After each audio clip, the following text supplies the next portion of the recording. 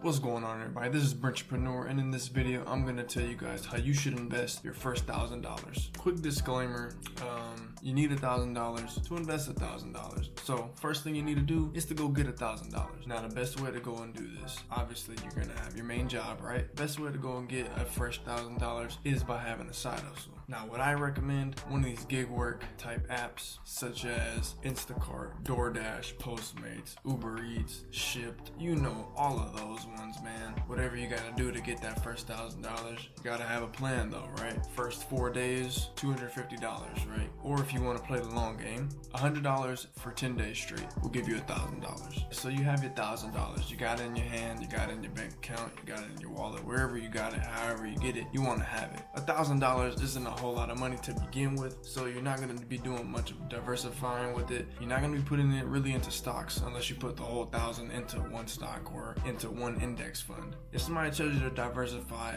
$1,000, that's some really bad advice right there. $1,000 is not a lot of money to really bring you a whole lot of return back. In fact, you're not going to see, unless you're trading forex or unless you're really good at trading stocks, $1,000 is not going to bring you a whole lot of return. But as far as investing into a business or investing into knowledge, $1,000 will take you a great long way.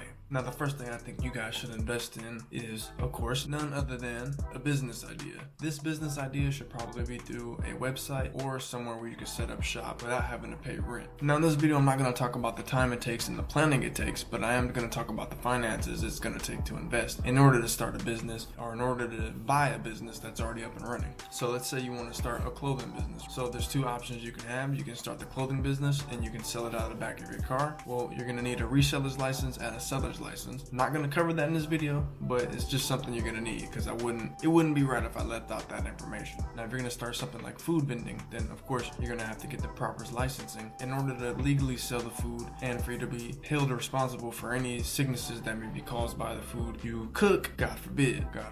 But again, we're not talking about that stuff. If you're looking to start a food vending business, you're going to want to look for the cheapest possible equipment in order for you to actually run your business and actually cook the food you want to cook. So now this price range can actually vary based off what you want to cook. I would say $1,000 is enough to get you off the ground. As far as like a clothing business goes, for an example, $1,000 is enough to get you off the ground. It's enough to buy a domain name. It's enough to buy a healthy amount of product. It's enough to get you started. Second thing I think you guys should invest in is monetizable knowledge. Now the best monetizable knowledge, in my opinion, fall down to two categories: cosmetics and coding, or programming is a better word. I feel cosmetics because people care a lot about their image, people care a lot about beauty. It will never ever lose the demand so long as you bring a great service and you have people looking great after they got your service. You'll never go out of business. The hard part is getting the licensing and getting the knowledge. However, you got the first $1,000 in your pocket, buddy.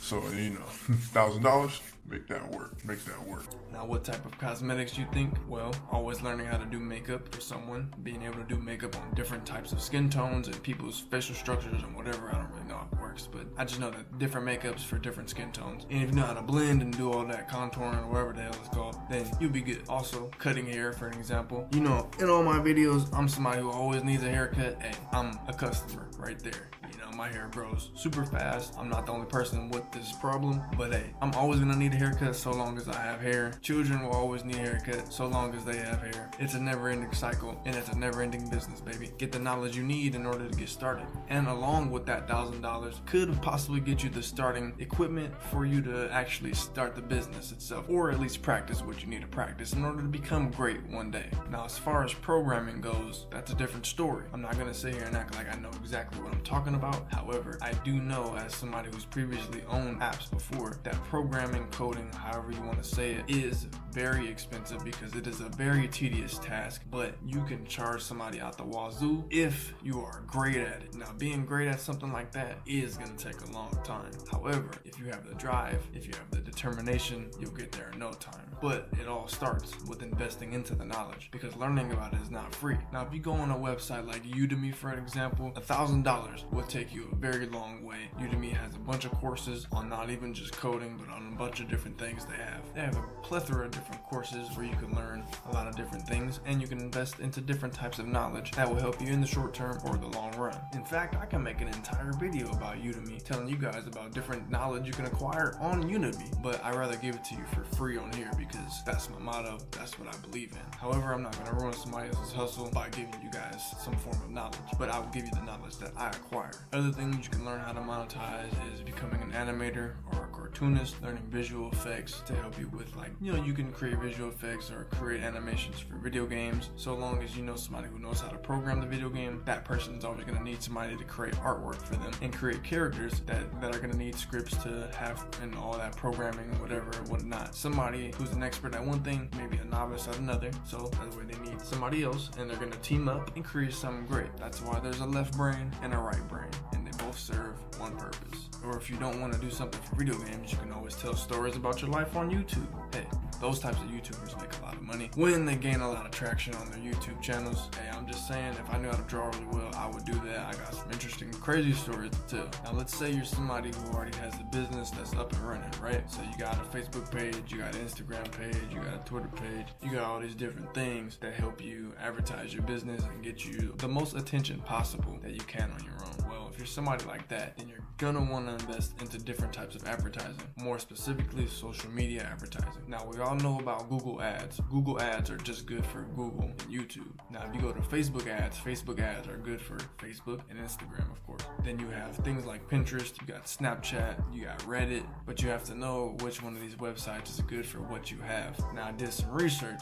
Snapchat and Twitter are probably the best ones if you have a business that's based around an app or based in an app. For example, like Mercari is a business that's based on an app that helps other people start businesses through their app, right? So the best way for them to advertise would be Snapchat, Twitter, and YouTube, of course. YouTube is probably one of the best places you can advertise as well, because YouTube is one of the main sources for entertainment. Let's not forget TikTok as well. You can always pay for shout outs if you're a musician, if you're a chef, if you own like a storefront or something like that. I've seen a couple of different people get a lot of business from TikTok. Now, if you're paying somebody for a shout out, obviously try to lowball them. You want to save that $1,000 and you want to stretch it as far as you can when it comes to doing shout outs for your business. Now, in my opinion, people who do cosmetics such as cutting hair, eyelashes, makeup, and things like that, they're going to want to stick to mainly Facebook and Instagram. However, Pinterest and Reddit are really good for websites and like things like blogs. You can get a lot of attention on a blog from Reddit and Pinterest, especially Pinterest. Pinterest is based around blogs.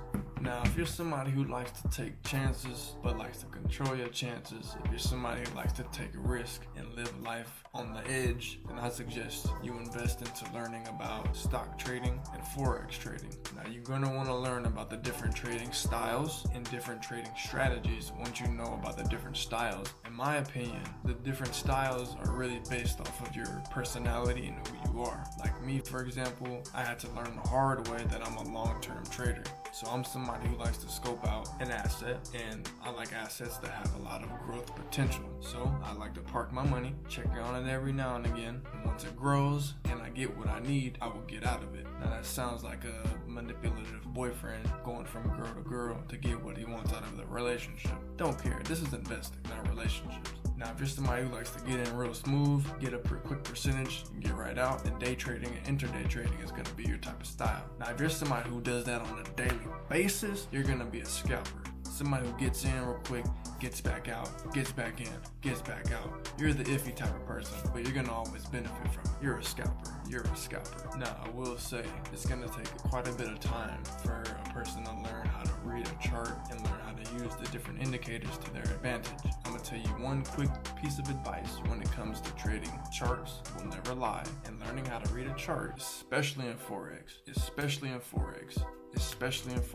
learning how to read a chart will give you the best possible chance of being a winning trader. And as I said in the beginning of the video, $1,000 trading in forex will take you a long way. Now, there's a lot of YouTubers who trade forex. A couple of guys that I watch are really master traders, and they really honed in on those skills. It took them some time, but now they're reaping the benefits, because not only are they really great traders and they're able to turn $1,000 into $500,000. They're also getting a lot of traction on their YouTube channels by showing people how to make the money by reading the charts and knowing how they're going to get into a trade and pimp the trade and get back out of the trade. So they basically monetize their knowledge twice. See, because it's one thing to be a winning trader, but it's also another thing to turn someone else into a winning trader. And that goes for everything else I listed in this video.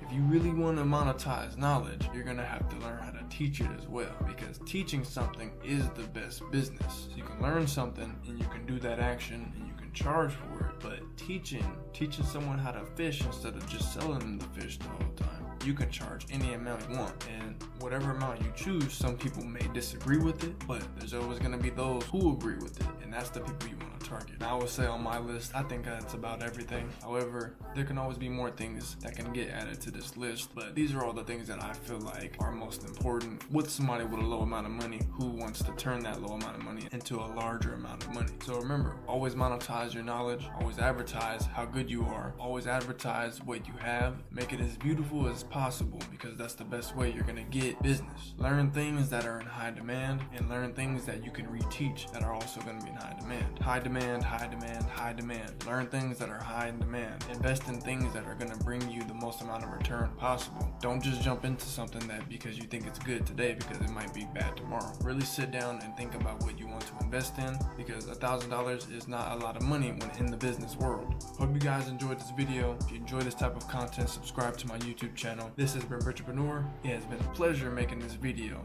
Hope you guys enjoyed again. Entrepreneur, out of here.